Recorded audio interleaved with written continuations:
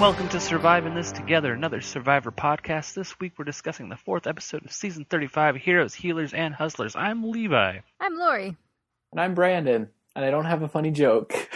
Are any of us, like, really big Foo Fighters fans? I like them. I wouldn't say I'm a big fan. Big Foo Fighter fan, yeah. So before I watched tonight's episode, I was on Twitter, and Jeff Probst said, tonight's episode is awesome, and Foo Fighters fans, there are 6 Easter eggs in tonight's Survivor Challenge. Hashtag Survivor Foo Fighters. I don't know that happened. I have the answer, because I saw that too, yeah. Okay, what was it? The color, Nope, I don't know. I think the name of the challenge was, the color and the shape. No. Is that a Foo Fighters song? The color and the shape has to be right. I think so. Yeah, I think he just said the titles of a lot of their songs. Like at one point he said, it's times like these. And somebody said he said Everlong and Long Road to Ruin. Yeah, I'm looking at their track list from like their greatest hits album, and I'm like, yeah, these sounds like things that like Jeff would say, like All My Life and Best of You. And so he was just throwing in like literally, what if next time he's like, hey, Elvis fans, and like while he's doing the challenges, he's like, oh, return this lost ascender, right? Okay, I think that if you tried to do this with Panic at the Disco, things would really go off rail. So where did this episode start out at? Fiji. We start out with a tribe swap, not a merge into two tribes. Didn't expect that. Are you guys happy with this? No, I'm mad. Yeah, I don't like it. Yeah, like I was hoping they were going to merge to 2, just because like the 3-tribe format, like it's so hectic and crazy. You know, it's when there's only 6 people to like in your team to vote for. You know, there's not a lot of options, and it's kind of less interesting. Yeah, they narrowed it down to 5 people on each tribe, so there's no room to shift. I just wish they'd opened it up a little bit so people could have some more freedom to really walk around. And this was one of the few times, so the reward challenge, I got some PB&J with, like, individual bags of chips. And I remember thinking it was weird that Jeff made such a big deal about, like, you get your own bags of chips. And, like, obviously it played out that there's a hidden advantage in one, but it was just kind of funny. I was like, well, that's oddly specific, Jeff, but that's a cool reward.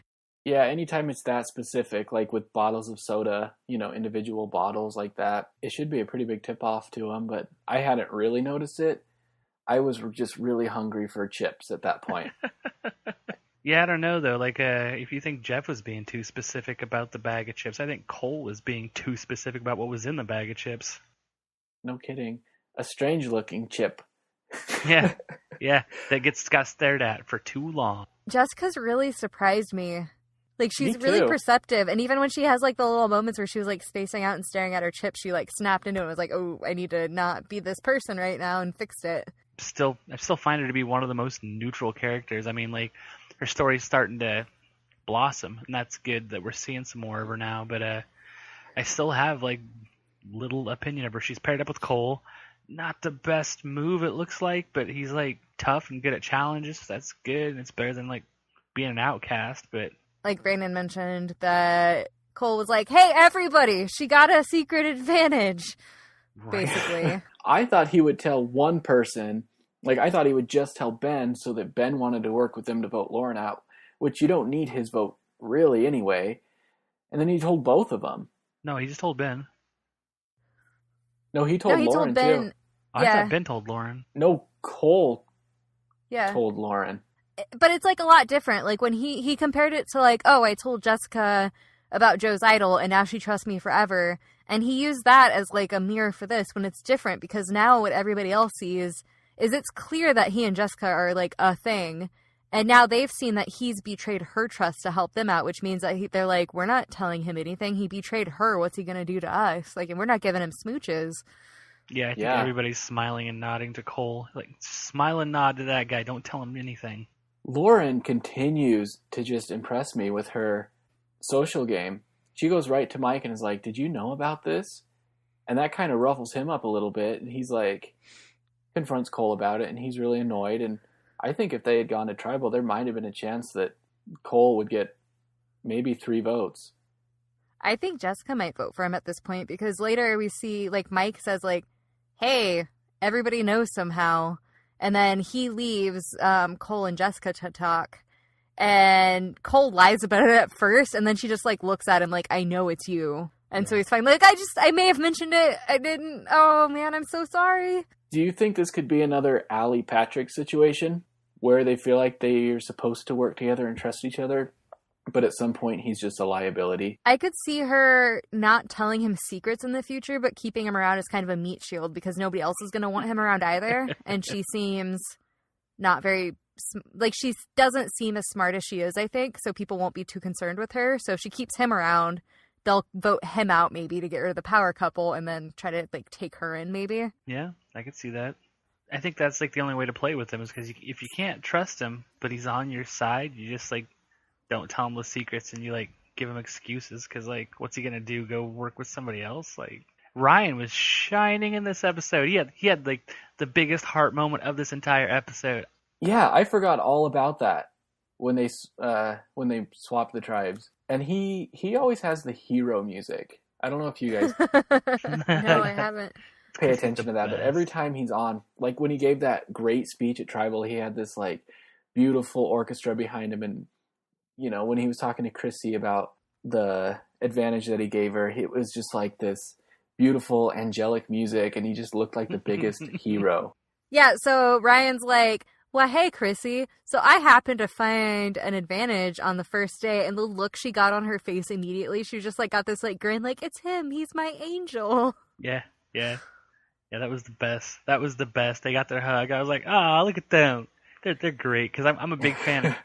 I'm a big fan of Ryan, and I'd heard people saying good things about Chrissy coming into this season. I was like, oh, everyone seems to like her. Like, now I get it. I'm behind Chrissy. Like, Chrissy and Ryan are two of my favorites, so to see them working together, I'm loving this. How you guys feeling about Ben? I'm, like, really been, like, coming around to Ben. We didn't see a lot of him this episode, but I'm coming around to that guy. Oh, who was he working with? He has Mike on his team, and I really like the idea. He's on the 311 tribe that's kind of uneven. Yeah, so he has Dr. Mike on his tribe. And Brandon, you said you wanted Ashley, Devin, Ryan, and Chrissy? Yeah. You left Ben out of that, so it's actually going to be... Oh, yeah. Yeah, and I think that could happen. I think at this point, Cole and Jessica are just wild, and I think Ben and Dr. Mike and Lauren could be kind of cool. Might start, like, the groups might start forming up along age lines the way it's kind of shaken out. Yeah, I don't know. I think Ben being with Chrissy for the first 9 days did him pretty well. I think he's starting to think a lot more like her. And they lost Alan, who would potentially be, you know, their original tribe member, so they're going to be coming in to merge with the less numbers, most likely. It was funny because I think it's Alan and Ashley are the two heroes they're the two heroes that made it onto whatever tribe they ended up on. And Ashley is like, in her confessional, she's like, seriously, of anybody in that tribe, he is the one I didn't want. No, well, she doesn't have to deal with him anymore. It's funny how at the beginning of it, she dreaded working with him, but by the end of it, they were like, ride or die. It seems like he calmed down really well. Like, aside from the first episode, we saw him, like, crazy bananas. And since then, we haven't really seen that. I mean, like, we really haven't been getting much of that tribe anyway, but we haven't seen him being very explosive again. No, and when he went on his way out, like, that was real classy. I thought he handled getting voted out really well, better than Patrick. I was really rooting for him over Joe. But, man, like, I'm not a Joe fan, but that was a great move, man. Props to Joe for pulling that off. I get that he's been here for like 14 days or whatever, and he's just itching to play. But at one point he said something like, I've been calm before, and I didn't have to worry about immunity, so now I'm not calm anymore. I'm like, that was your calm? Like, that before, the entire rest of the season was you being calm and carefree. And then he was basically trying to piss off everybody, so that way they'd vote him out. And then Desi was like, now they just know you have the idol. They're going to vote for me. And, like, I guess he turned it around, but, like, he pissed off everybody on his tribe because he's like, aha, you can't vote me out. But then, like, you don't have another idol, man. You just got that one, and now everybody hates you. Yeah, this is a move that we've seen before where people try to get the target on themselves so that the idol's used on them. So that they're voted so for? that the vote is put on them. Yeah, then they can use the idol. And it usually doesn't end well. It usually ends with them, like, figuring it out and voting for somebody else. In this case, it would have been for Desi. But I really like what he did here. As much as he's kind of crazy and I'm not really rooting for him, he just basically straight up said, this is where the cards lie. we're voting for you. Who are you voting for? And they wouldn't tell him. It's one, they did tell him it's either Joe or Desi. And then the cards were all out there, I think that's great for this episode, but for long term, and by long term, I mean literally the next episode, if they go to tribal council, like, he's not going to have that shield again. Yeah, but he at least got through this vote. Yeah, and with a tribe this small, that's all you can hope for. I think he got through it, but I think he took a lot of damage in the process. I feel like he could have done the same thing without pissing off everybody so much. Speaking of Alan, like, kind of being really classy on the way out, Joe did just the opposite, where he was like, I saw it in your face, haha, Chrissy, hey Chrissy, I saw it in your face, that's how I knew who to play the idol on. That was, like, not cool. Yeah, this is just like Tony. That's something, how Tony would react. You say that, like, one of the 3 people he pissed off is gone now, but he pissed off everybody on his previous tribe. So now he just has, like, he's on everybody's shit list except for the few that haven't worked with him yet. He's basically soured his relationships with everybody he's been around. That might be true. I just felt so bad for Desi. Yeah, she handled it really well, though.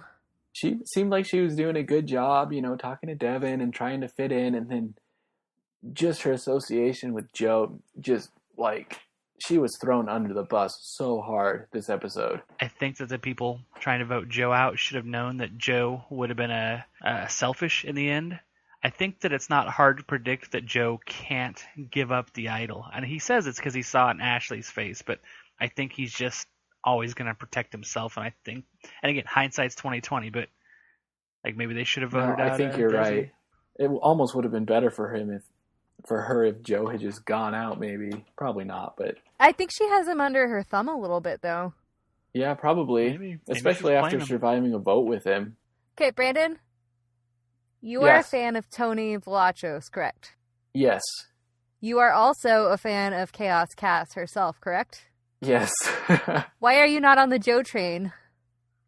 Because Joe's different. Joe is...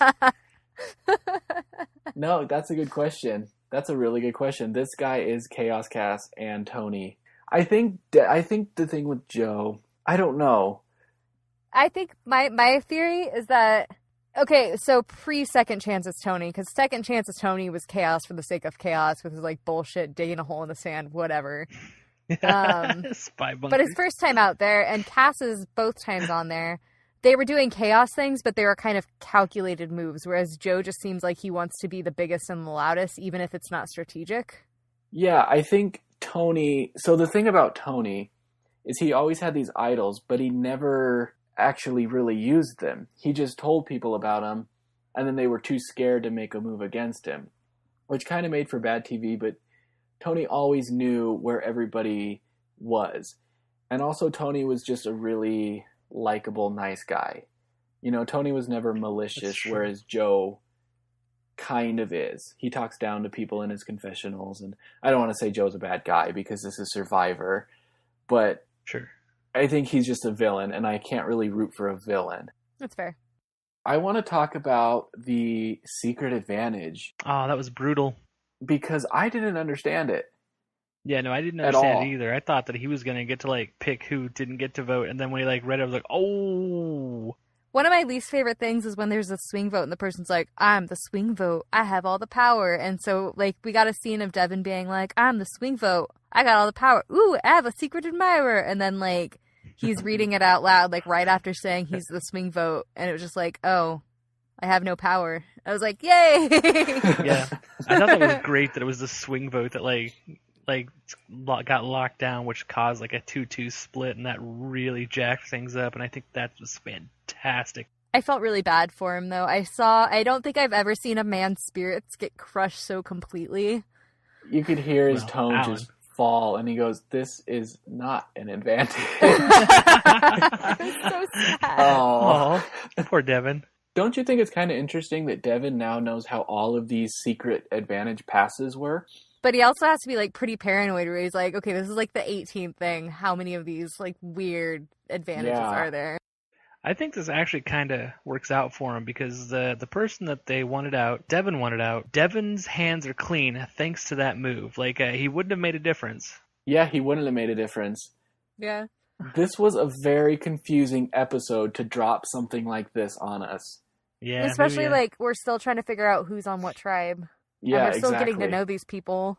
Mike hasn't gone to a tribal yet, which makes me... That's the weekly Mike update. He's still good. He's still good. Mike's still doing okay. I have a lot to say about this stupid advantage. Go on. Okay. If they had locked up the votes and went to a tie, and nobody budged, and they went to a rock draw, Devin could have been voted out on a rock draw. When he got when he first read it, I was like, man, is Devin somehow going to go home with no control? And I thought we were going to have a Suri moment. Yeah. That's actually something somebody brought that up on Twitter. They were saying something about like they think that CBS is kind of directing the way things go with these like advantages that have to be used on that episode. That way nobody can pile up enough advantages like that to be used at the final 5 on the last chance to use them, and then you have Suri going home that everyone loved and didn't get a single vote.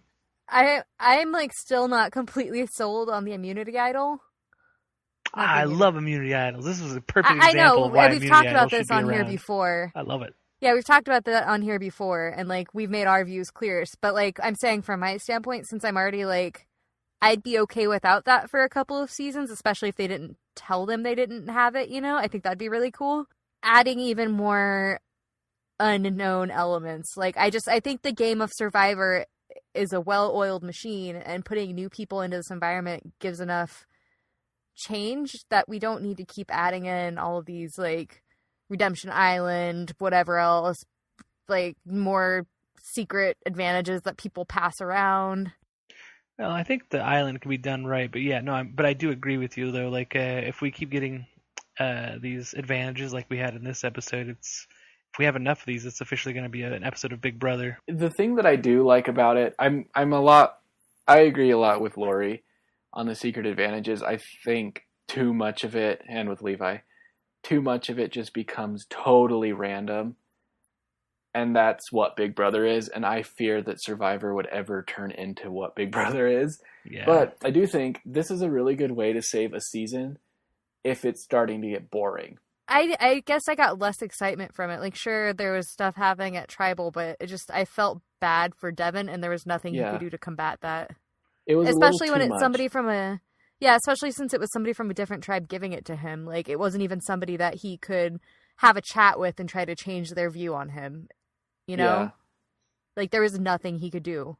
At least with the idol, you have to decide when to play it and who to tell it about. But with these secret advantages that they just give out and make them play, it's just too much. I was surprised they didn't show him like grabbing the bag of chips, because CBS could have just handed the bag of chips with the advantage to anyone they wanted. So I figured they would show it like them just like handing like a whole tray of chips and everybody kind of grab whichever one they wanted, but they didn't show that. Like, I was surprised by that. I mean, that's just like a minor editing thing, and I'm not going to accuse Survivor of cheating because I don't think they do. They would have made a lot of Facebook people happy if they had at least shown them picking their chips at free will. Oh, did that come up on Facebook? I didn't see that. A lot. Yeah, I'm kind of bummed because, like, at the first episode, I think we talked most about Alan for good reason, and he really, like, after he mellowed out, I think he just hit the ground running and then realized that was not the way to approach it and kind of corrected. But yeah, I would say too little too late, but like I don't think that his actions in the first few episodes are what really led to his demise on this one. I think it was more just like I agree. Where he was. I know. I think you're right. I think he was in the middle of redeeming himself when his game got cut short. I think we even said something about how much fun it would be to watch Alan and Joe play together. So have you guys read the book Dune? Yeah.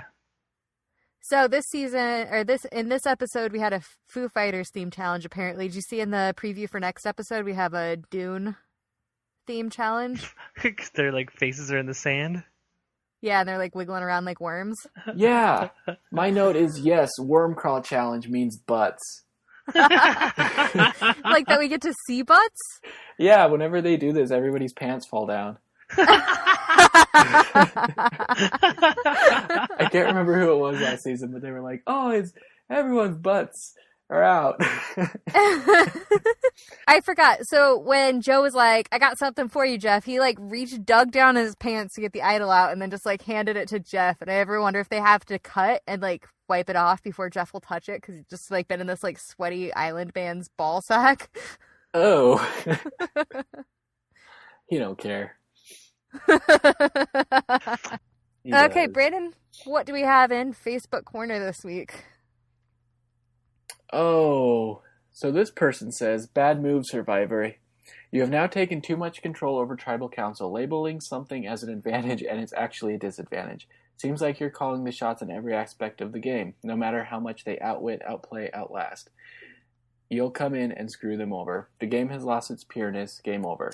Okay, first of all, I disagree in the fact that it's not. They labeled it an advantage. Devin was in the wrong, assuming it was for him. Like, it was still an advantage, just not to him. That part doesn't bother me as much as it does where they just almost anonymously, mess with his game. No, I think this person is saying what we were saying, that we don't like random stuff. On the other hand, I think this person is wrong that like CBS is manipulating the vote so they can pick who goes home. Like, no, I don't think that's what's happening at all. In fact, I'm willing to bet that all these advantages and challenges are like laid out ahead of time because I'm pretty sure like as a game show you're required to do that. This one I picked because it's basically exactly what I was saying last episode. If you're going to have 3 tribes and you classify them as a social experiment, then stick to it. If one tribe eliminates themselves, then so be it. It's like you take pity on the weak tribe and pamper them even more than you do behind the scenes with all the contestants. There's also the aspect though, like if you're like the smartest and toughest player and you get stuck with like a bunch of like wimpy dumb people, like that's not your fault that you got on a team with them. Like that's what I mean. Like the mixing it up thing kind of rebalances. So I kind of agree with this one. I was actually wondering at the start of this episode because before we were like, oh, this is the Hustlers tribe, this is the Healers tribe, etc. And now it's like, what do we call these tribes? Like, do we just go by their colors? Like, this is the yellow tribe now? Or we're still associating people with their previous tribes, which gets very confusing. So, like, I feel like if they have a theme that they're going to name the entire season after, they should stick to it for more than 3 episodes. Yeah, I agree, because this theme will not hold up for the rest of the season. I disagree with both of you. I don't care about the theme. I don't care about the theme even a little. And I think that by mixing it up this early, they're not making it as much of a snowball when they do come to like a tribe reshuffling or a merge, because normally like whatever tribe you're in, your bonds are so tight that like for the next like 7 votes, you're always going to vote with your initial tribe. And by mixing it up early, like these people have only had like 5 or 6 days to know each other. Now they're going to have 5 or 6 days with new people, and new bonds are going to be formed. And when they do merge, maybe they're not going to go hanging out with the people that were in their first tribe. And I think that's much more interesting and also fair. I think if they're going to split up the tribes at this point, they just half-assed it. I think they should have gone to 2. Like, either stick with the theme, stay in the 3 tribes, or go to the 2 before the merge. You guys don't even like the theme. Why do you guys want them to stick with the theme?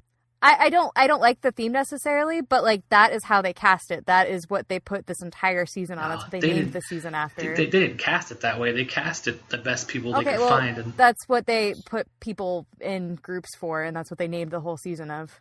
It's literally the name of the season. I agree with Levi, but it just bothers me that they have to contrive some sort of theme to make 3 tribes. Just get rid of it or stick with it. Yeah, they shouldn't have called it that if they're going to get rid of it this quickly. My biggest point is I just like when they let everybody eliminate everybody on one tribe. I love that. I love when that happens, because then it's like, yeah, I like the good old days when it was like this tribe versus this tribe, and not these few people for 3 days and then these 3 people for 3 days. One person said, can someone please remind me who put that in Devin's bag? And then the next person says CBS. I thought that was funny. I don't think that CBS really tampers with it, all that much. They can't. Thanks, everyone, for listening to this episode of We're Surviving This Together. If you have any questions or comments, you can email us at survivingthistogether@gmail.com. Find us on Twitter at survivingtogether, and on Facebook. If you liked what you heard here, please leave a review. Thank you. Thanks. Bye.